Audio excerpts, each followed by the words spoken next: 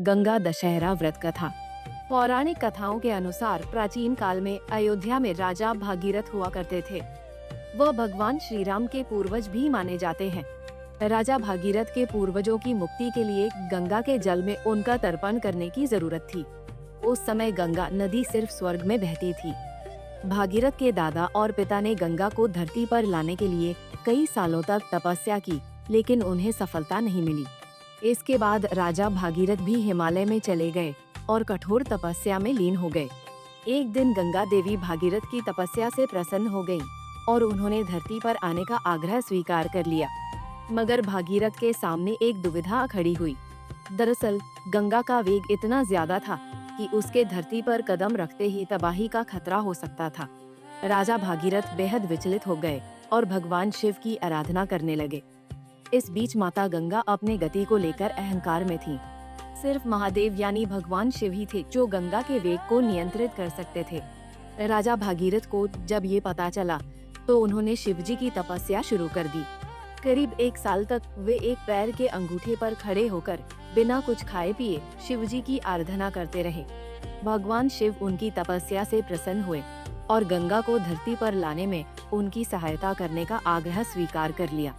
फिर ब्रह्मा जी ने अपने कमंडल से गंगा की धारा प्रवाहित की। शिवजी ने अपने जटाओं में उस धारा को समेट लिया। लगभग 32 दिनों तक गंगा नदी शिव की जटाओं में विचरण करती रही। फिर ज्येष्ठ महीने के शुक्ल पक्ष की दशमी के दिन महादेव ने अपनी एक जटा खोली और गंगा का धरती पर अवतरण हो गया। भागीरथ ने हिमालय के दुर्गम पहाड़ों के बीच गंगा नदी का रास्ता बनाया और उसका पानी मैदानी इलाके तक पहुंचाने में मदद की। इसके बाद राजा भागीरथ ने अपने पूर्वजों का गंगा जल से तर्पण कर उन्हें मुक्ति भी दिलाई। राजा भागीरथ के वजह से माता गंगा का पृथ्वी पर अवतरण हुआ था, इसीलिए उन्हें भागीरथी भी कहा जाता है। स्कंद पुराण में गंगा दशहरे के दिन का विशेष महत्व माना जाता है। मान्यता है कि इस दिन गंगा नाम के स्मरण मात्र से ही सभी पापों का अंत हो जाता है। ज्योतिष शास्त्र के मुताबिक इस दिन जल, अन्न, फल, वस्त्र, पूजन व सुहाग सामग्री, घी, नमक, तेल, शक्कर और स्वर्ण का दान करने व्यक्ति को हर तरह का लाभ मिलता है।